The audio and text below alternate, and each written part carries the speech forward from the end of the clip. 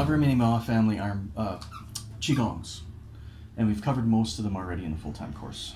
So since we're going to do the Ma family iron body, I thought I'd film it for the Neigong course as well, while we're having our morning tea. So it's very simple, but not easy. The movement is nothing, right? It's this. As you inhale, hands come up. As you exhale, hands go down. Just like the same sort of move as in Guanqi or very similar to water breathing. The big difference, of course, in any of the Qigongs is that the mind itself is different in each one, right? Yiling Qi, the mind leads the Qi.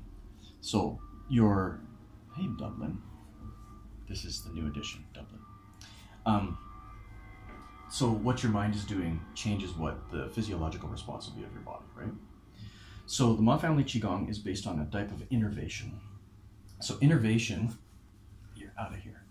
Innervation means activating the nervous system to the point where it's about to activate the muscular system.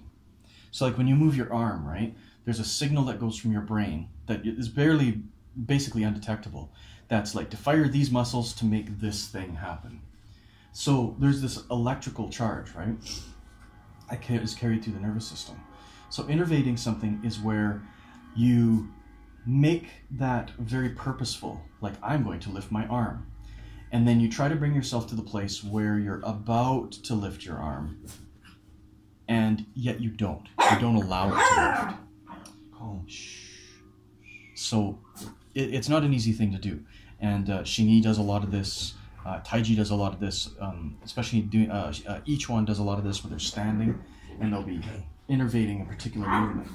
So like a good example actually is from each one. When you're doing standing pose, which I haven't done any videos on yet, but when I'm standing and I'm in this position, right? One of the innervations that you can do is thinking I'm about to expand. I'm about to expand, right? And it's not just like my arms forward, it's my back backwards as well, right? Everything's moving. This sphere is going to get bigger. And then what you do is you want to get to the place where instead of I'm about to expand, you're actually holding yourself back from expanding. So those are the differences, right? When people move generally now, normally without being trained, they sort of throw a punch. You can hear it in our language. They get ready, and once they're ready, they launch something instead of holding back a punch. You know what I mean? So it's like a punch is about to happen. I'm about to punch. I'm about to punch. I'm about to punch. Like what we're doing in Chen right now, right? You're about to throw it. All that you want to do is to throw it, and you hold back. And you hold back until when you actually do let the punch go, it's a release rather than a I'm doing this thing now, right? And that's the transition you want to make, is you want to make it so that it's a release, like loosing an arrow out of a bow instead of throwing a rock at somebody. So that's kind of what innervation is. And it's used in all kinds of arts, all kinds of Qigongs. So the Ma family iron body is a strange innervation, this one. So you breathe in. When you get to the top and you're about to breathe out, you tighten your torso, right? So this is like an iron vest, meaning that it's the whole torso that's engaged, okay? So you tighten up your torso. So you exhale, tighten the torso. Now, unlike something like Yi and Jing, you don't release. So you've tightened up your muscle as much as you can in one breath.